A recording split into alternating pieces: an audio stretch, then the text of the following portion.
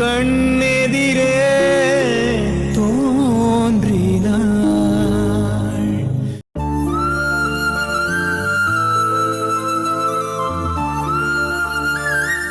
நான் இவ்வளவு தூரம் வந்ததுக்கு காரணம் உங்ககிட்ட கொஞ்சம் பேசுறதுக்கு தாம்மா. அன்னைக்கே என் மேல அவ்வளோ கொலவெறியா இருந்த இந்த மனுஷன் இப்ப என்னடானா ரொம்ப சாதுவா மாறி ஏதோ ஒரு முக்கியமான விஷயம் பேசணும்னு சொல்றாரு. அது எதுவா இருக்கும், எதை பத்தி இருக்கும்னு ஒண்ணுமே புரியலையே.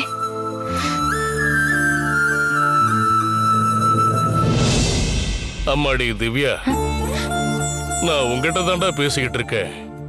நீ என்னடா வேற ஏதோ யோசனையில இருக்க. உனக்கு மேல இருக்கிற கோபம் இன்னும் போகலையம்மா. உங்க மேல எனக்கு எப்பவுமே கோபம் வராது அப்பச்சி. நீங்க அத்தையோட அப்பான்னு எனக்கு முன்னாடியே தெரியும். உங்க வெகுளித்தனமான பேச்சும் வெள்ளந்தியான மனசும் எனக்கு ஏற்கனவே நல்லா தெரியும் அப்பச்சி. உங்களை பத்தி அத்தை வார்த்தைக்கு வார்த்தை என்கிட்ட சொல்லிருக்காங்க.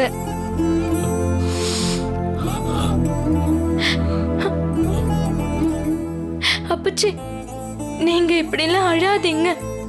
ஏற்கனவே அத்தை என்கிட்ட சொல்லிருக்காங்க, என்னோட அப்பாவை நான் வாழ்க்கையில நிறைய அழ வச்சுட்டேன். இதுக்கப்புறம் அவரு கண்ணுல இருந்து ஒரு சொட்டு கண்ணீர் வருதுன்னா அது நான் சாகும் போதுதான் வரணும்னு சொன்னாங்க. ஆனா அவங்க சொல்லி வச்ச மாதிரி இப்ப நடக்குது பாருங்க அப்பச்சி. அம்மாடி சீதா, என்ன பெத்த தாயே, இந்த கிழமை முன்ன தேடி வர்றப்போதான் என்ன நீ இப்படி அனாதையா விட்டுட்டு போவியம்மா. அன்னைக்கே அவனை நம்பி போகாதன்னு தலைப்பாடா அடிச்சுக்கிட்ட. ஆனா நீ என்கிட்ட சொல்லாம போயிட்ட. இன்னைக்கு இந்த அப்பா வந்து உன்னை தேடுற. இப்பவும் நீ என்கிட்ட சொல்லாம போயிட்டியம்மா. நீ பக்கத்துல உசுரோடு இருந்தப்ப உன்னோட பாசமும் அருமையும் தெரியாம இந்த கிழவை ரொம்ப கல் நெஞ்சுக்காரனா இருந்துட்ட. அதுக்காகத்தான் இப்ப என்னோட உசுரை அப்படியே பறிச்சு எடுத்துக்கிட்டு போயிட்டியம்மா. அப்பச்சி, என்னோட அத்தை இறந்ததுல எனக்கு எவ்வளவு வருத்தம் இருக்கோ அதை விட அதிகமா உங்க பொண்ணு இறந்துட்டாங்கிறது உங்களுக்கு ரொம்ப வலிக்கும். அது எனக்கு தெரியும் அப்பச்சி. சின்ன வயசுல இருந்தே அவரோட வாழ்க்கைய தியாகம் பண்ணி அம்மாவோட நினைப்பு இல்லாம வளர்த்த என்னோட அப்பா தான் எனக்கு தாயுமானவன்னு வார்த்தைக்கு வார்த்தை உங்களை பத்தி என்கிட்ட சொல்லிருக்காங்க அப்பச்சி. அவங்க கல்யாணத்துக்கு அப்புறம் நீங்க அவங்கள சரியா பார்க்கல, பேசலன்னு சொல்லியும் என்கிட்ட ரொம்ப வருத்தப்பட்டிருக்காங்க அப்பச்சி. இது எல்லாமே எனக்கு ரொம்ப நல்லா தெரியும். என்னைக்காவது ஒரு நாள் உங்களை நேர்ல பார்த்து நானும் அருணும் ஆசீர்வாதம் வாங்கணும்னு அடிக்கடி சொல்லுவாங்க. ஆனா இன்னைக்கு என்னோட நிலைமைய பாத்தீங்களா, நான் எப்படி இருக்கேன்னு.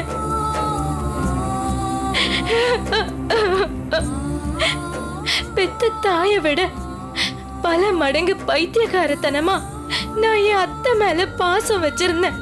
நானே அவங்களை கொன்னுட்டேன்னு என்ன இந்த ஜெயில போட்டிருக்காங்க.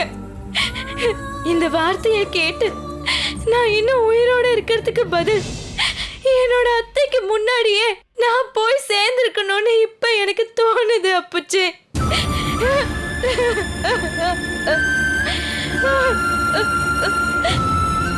அம்மாடி திவ்யா, நீ அழாதம்மா. நீ எந்த தப்பும் பண்ணலன்னு நான் நல்லா தெரிஞ்சுக்கிட்டேன்.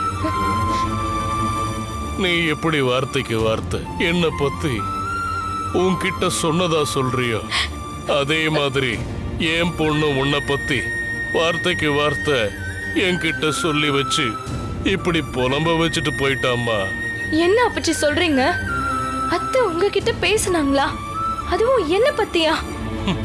ஆமாம்மா, வார்த்தைக்கு வார்த்தை அவ எழுதின டைரியில எனக்கு 2 மகளுங்கன்னும் அதுல என்னோட மூத்த மக திவ்யா தான்னும் அவளே கைப்பட எழுதின டைரிய நான் படிச்சு பார்த்துட்டேம்மா. என் பொண்ணு திவ்யா ஒரு நாளும் பொய் சொல்ல மாட்டான்னு எனக்கு நல்லா தெரியும் அப்படின்னு எழுதியிருந்தாம்மா. அப்பச்சி, எல்லாருமா சேர்ந்து என் மேல வீண் பழி போட்டு எந்த தப்புமே பண்ணாத என்ன ஜெயில தூக்கி வச்சுட்டாங்க. மத்தவங்க என்ன புரிஞ்சுக்கலன்னாலும் இப்ப நீங்க என்ன புரிஞ்சுக்கிட்டீங்கல்ல, அது போதும் அப்பச்சி எனக்கு. நானும் தெரிஞ்சுக்கிட்டேம்மா. உன்னால இப்படி ஒரு காரியத்தையெல்லாம் செய்ய முடியாதுன்னு எனக்கு நல்லா தெரிஞ்சு போச்சு. அதனாலதான் உன்னை பார்க்கலான்னு முடிவெடுத்து இங்க வந்திருக்கேன். இப்ப எனக்கு இருக்கிற ஒரே ஒரு ஆறுதல் நீங்க மட்டும்தான் அப்பச்சி. என்னோட மாமனார் என்ன நம்பல, என்னோட புருஷனும் என்ன நம்பல. ஆனா நீங்க மட்டும் எதனால அப்பச்சி இப்படி கண்மூடித்தனமா நம்புறீங்க? என் மக சீதாக்கு நீ பிடிச்ச பொண்ணுடா. என் பொண்ணு சீதாக்கு சின்ன வயசுல இருந்தே ஒரு பழக்கம் இருக்கு. அவளுக்கு பிடிக்காததை தொடவும் மாட்டா, அவளுக்கு பிடிச்சத யாருக்காகவும் விட்டு கொடுக்கவும் மாட்டா. அதனால உன்னை அவ அப்படியே விட்டுற மாட்டாம்மா. அதுக்காகத்தானே என்ன அந்த ஆண்டவனை இங்க வர வச்சிருக்கா. என்னோட பிறந்த வீட்ல இருந்து என்னை காப்பாத்துறதுக்குன்னு யாரும் வர மாட்டாங்க. அந்த வீட்ல இருக்கிற ஒரே ஒரு அப்பாவி மனுஷன் என்னோட அப்பா மட்டும்தான். அவரால என்ன பண்ண முடியுமோ அது எல்லாத்தையுமே பண்ணி பார்த்துட்டாரு. என் அண்ணன் சிவாவும் ரொம்ப நல்லவரு. என் வீட்ல இருக்கிறவங்க அவர்கிட்டயும் என்னென்னவோ சொல்லி என் அண்ணன் மனசையும் மாத்திட்டாங்க. இல்லனா என் அண்ணன் சிவா கண்டிப்பா வந்திருப்பாரு. என் புகுந்த வீட்லயும் என்னை யாரும் நம்பல, என் பிறந்த வீட்லயும் என்னை யாரும் நம்பல. ஆனா ஒரே ஒரு விஷயம் மட்டும் உண்மை அப்பச்சி, என்னோட அத்தை சாதாரணமா இறந்து போகல. அதுக்கு பின்னாடி ஏதோ ஒரு பெரிய கதை இருக்கு. அவங்க உடம்புக்கு முடியாம ஹாஸ்பிட்டல்ல இருக்கும் போதே என்னோட மாமா அத்தைய கருணை கொலை பண்றதுக்கு சரின்னு சொல்லிட்டாரு.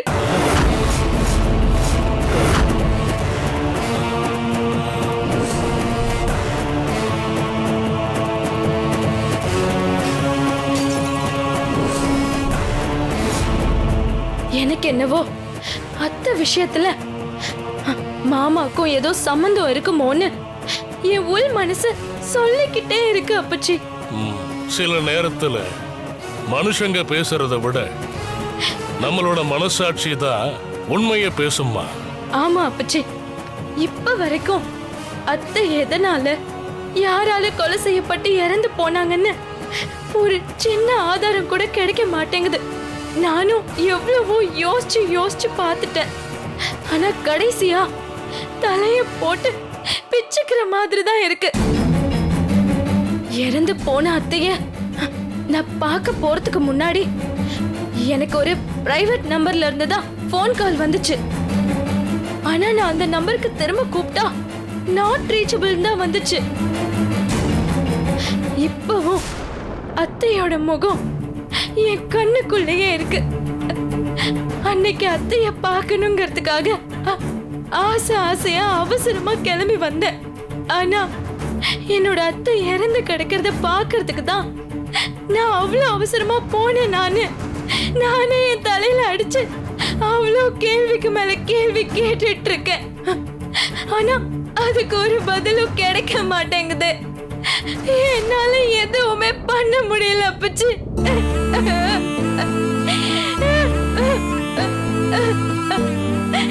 இத பாருடா திவ்யா, இந்த உலகத்துல யார் உன்னை நம்புறாங்களோ இல்லையோ, இந்த அப்புச்சி நான் நம்புறேம்மா.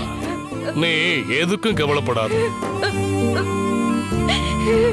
இந்த பிரச்சனையில இருந்து உன்னோட அப்புச்சி எப்படியாவது காப்பாத்திருவேன்.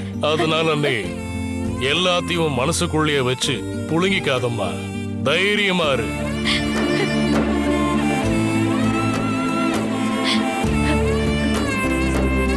சார், டைம் ஆயிடுச்சு. நீங்க சொன்னது மாதிரியே பண்ணிடலாம். திவ்யா, வாமா போலாம். நீ போமா, பயப்படாம. இந்த அப்புச்சி பாத்துக்கிறேன்.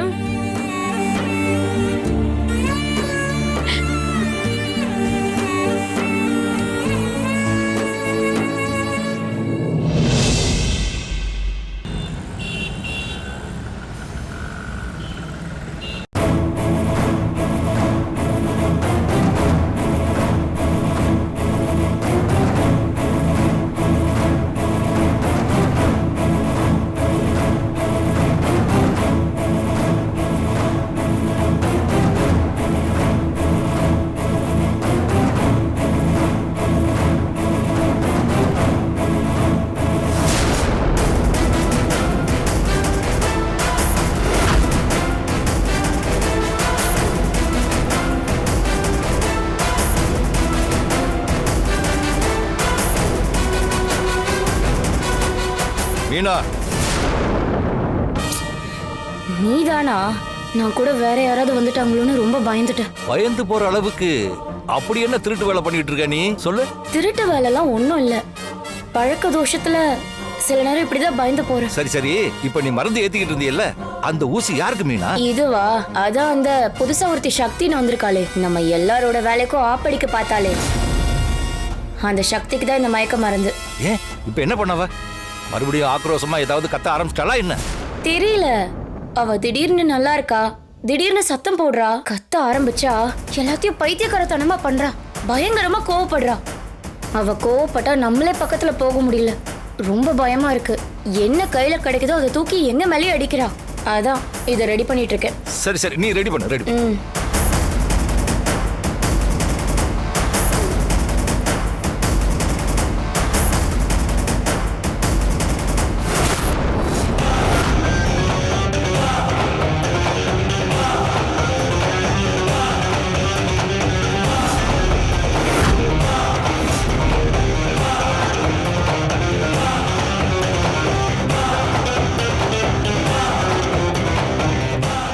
சரி, டாக்டர் வர சொன்னாரு.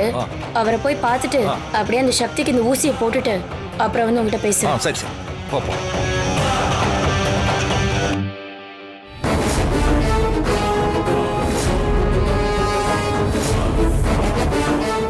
இத்தனை நாளா சிங்கம் மாதிரி இந்த ஹாஸ்பிட்டல்ல கத்தா இருந்த என்ன அன்னைக்கு அந்த டாக்டர் முன்னாடி எவ்வளவு கேவலப்படுத்தினா சக்தி. அன்னைக்கே முடிவு பண்ணிட்டு அவனை போட்டு தள்ளுறதுக்கு. ஏதோ நல்ல நேரம், இத்தனை நாளா தப்பிச்சுக்கிட்டு இருக்க. மயக்க மருந்துன்னு நினைச்சுக்கிட்டு மீனா வந்து உனக்கு ஊசி போட போறான். ஆனா அதுல விஷம் இருக்குன்றது எனக்கு மட்டும் தானே தெரியும். சக்தி, இன்னையோட உன் கதை முடிஞ்சுது.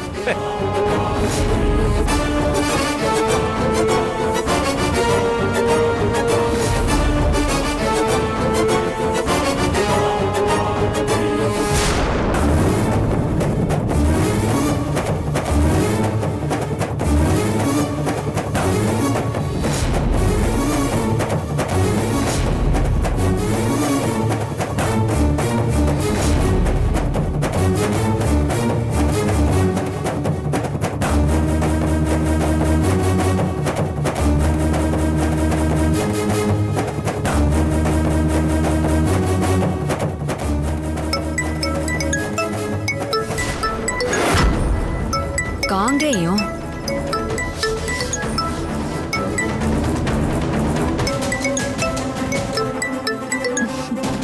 சொல்லு காங்கேயம்.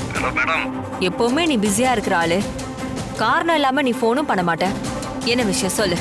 என்கிட்ட ஒரு விஷயத்த சொல்லி இத்தனை நாளாச்சு, அதை நீ ஒழுங்கா முடிக்கலைன்னு என்கிட்ட நீங்க அடிக்கடி சொன்னீங்கல்ல, அந்த விஷயத்த இப்ப நான் முடிச்சிட்டேன் மேடம். உண்மையாவா சொல்ற? இல்ல இப்போ உன் கைக்கு ஏதாவது பணம் தேவைப்படுதுன்னு ஏதாவது ஆறுதலா சொல்லணுங்கிறதுக்காக போய் சொல்றியா? மேடம், எந்த விஷயத்திலையுமே பொய் சொல்லணுங்கிற அவசியமே எனக்கு இல்ல மேடம். ஏன்னா இந்த காங்கேயம் உங்ககிட்ட உதவி கேட்கல, நீங்க தான் இந்த காங்கேயம் கிட்ட உதவியை கேட்டீங்க. நீங்க கேட்ட உதவியை செஞ்சு கொடுக்கறதுக்கு இன்னைக்கு தான் எனக்கு சந்தர்ப்பம் கிடைச்சது மேடம். போன் போட்டதுல இருந்து இப்ப வரைக்கும் எல்லாத்தையுமே மேலோட்டமா தான் சொல்றியே தவிர என்ன நடந்துச்சுன்னு இப்ப வரைக்கும் தெளிவா சொல்லி உறுதி எதுவும் கொடுக்க மாட்டேங்கிற காங்கேயம். இன்னும் 1 மணி நேரத்துல நீங்க கிளம்பி ஹாஸ்பிட்டலுக்கு வந்தீங்கன்னா அந்த சக்தியோட பணத்தை வாங்கிக்கிட்டு போய்கிட்டே இருக்கலாம்.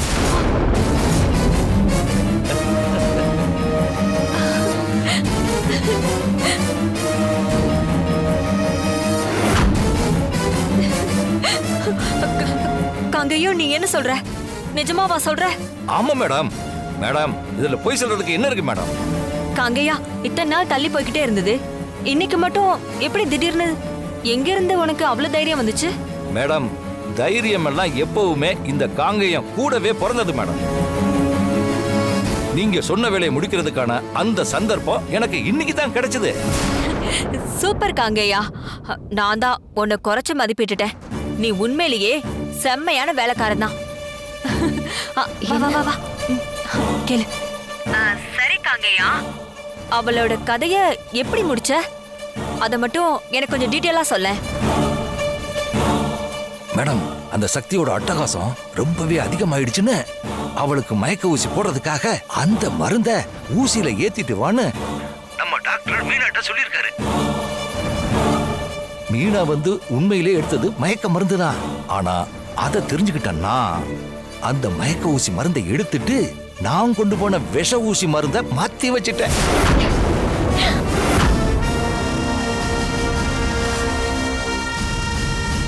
அது அந்த மீனாவுக்கு கூட தெரியாது.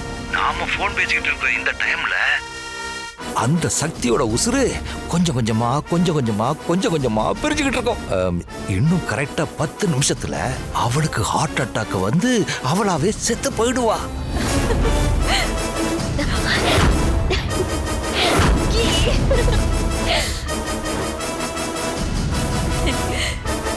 ரொம்ப ரொம்ப ரொம்ப சந்தோஷம் காங்கேயா. நீ பண்ண இந்த வேலைக்கு நீ கேட்ட பணத்தை விட 2 மடங்கு உனக்கு ஜாஸ்தியாவே அனுப்பி வைக்கிறேன். மேடம் ரொம்ப நன்றி மேடம், ரொம்ப நன்றி மேடம். இன்னும் 1 மணி நேரத்துல இங்க கிளம்பி வந்து அந்த சக்தியோட பணத்தை வாங்கிக்கிட்டு போயிட்டே இருங்க. காங்கேயா, நீ எதுக்கும் அவளோட டெட் பாடி மார்ச்சரி போனதுக்கு அப்புறம் நீ எனக்கு ஒரு கால் பண்ண என்ன? நாங்க உடனே கிளம்பி வந்துடுறோம். அதுவும் சரிதான் மேடம். சரிங்க மேடம், நான் வச்சிருவேன் மேடம். சரி. ஐயோ அனிதா,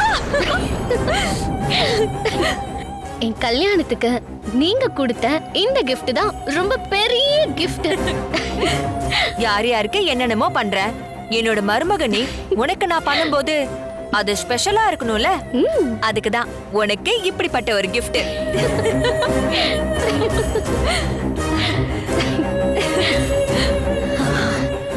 எப்படியோ அந்த சக்தி கதையும் ஒரேடியா முடிஞ்சிருச்சுனா அப்புறம் என்ன, மெதுவா இந்த ருத்ரா கதை, அவ கதையை முடிச்சிட்டு அதுக்கப்புறம் எல்லாம் நம்ம கண்ட்ரோலுக்கு கொண்டு வரணும்.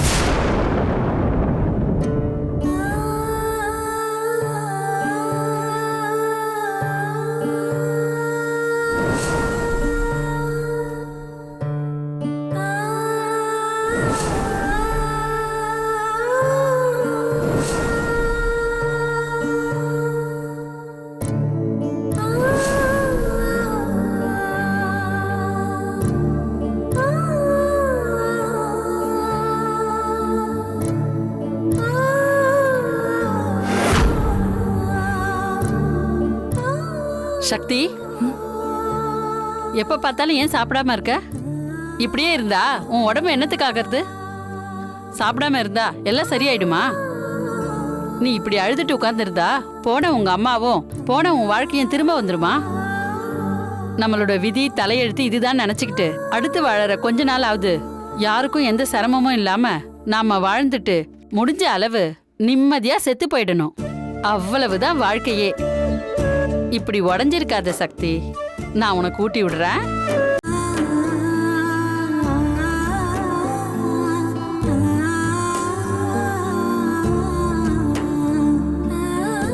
சக்தி, நான் வயசுல பெரியவ சொல்றேன், வாழ்ந்த வாழ்க்கையோட அனுபவத்துல சொல்றேன். ஆண்டவன் ஒருத்தருக்கு ரொம்ப அளவு கடந்த கஷ்டத்தையும் சங்கடத்தையும் கொடுக்கறானா, அடுத்து ஏதோ அவங்களுக்கு ஒரு பெரிய நிம்மதியான வாழ்க்கைக்கு அடித்தளம் போட போறான்னு அர்த்தம். நீ வேணும்னா பாரு, எதிர்காலத்துல பல பேரோட பசிய போக்குற அன்னபூர்ணியா நீ இருப்ப. ஒவ்வொரு கஷ்டமும் படும்போதுதான் ஒவ்வொருத்தங்களோட சுயரூபமும் பெரிய பெரிய அனுபவமும் நம்ம யாருங்கிறது நமக்கு தெரிய வரும். அதனால நீ எதை பத்தியும் கவலைப்படாத. இந்தா சாப்பிடு. ஆ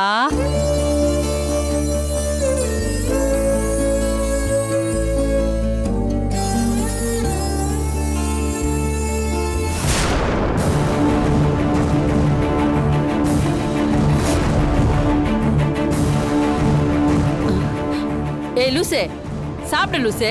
எதுக்கு சாப்பிடாம இருக்க? சாப்பிடு. நீ சாப்பிடலன்னா அப்புறம் நான் சாப்பிட மாட்டேன். உன் சாப்பாடுலாம் எனக்கு தான், தெரியுதா? ஓ, இவங்க வந்து திட்டுவாங்கன்னு தான் பாட்டி பேச்ச மாத்திட்டாங்களா? எனக்கு தான். ஏ கிழவி, நீ சும்மாரு. ஏ சக்தி, குடுக்கிற சாப்பாடு எல்லாத்தையும் இப்படி சாப்பிடாம வச்சா என்ன அர்த்தம்? நாளைக்கு உனக்கு உடம்பு சரியில்லாம போச்சுன்னா இங்க யாரு பதில் சொல்வா? சாப்பாடு கொடுத்தா சாப்பிடுறது இல்ல, மருந்து மாத்திரை கொடுத்தா போட்டுக்கிறது இல்ல. உன்னால தினமும் நாங்க தான் திட்டு வாங்கிட்டு இருக்கோம்.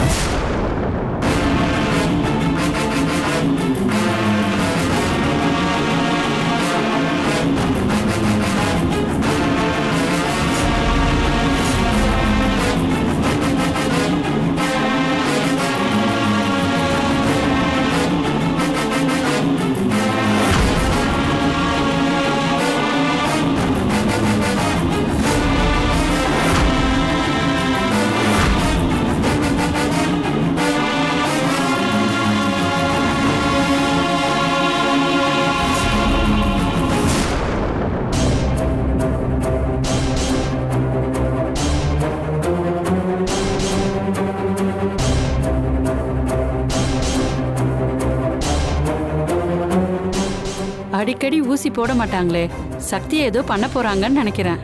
எப்படியாவது தடுக்கணுமே.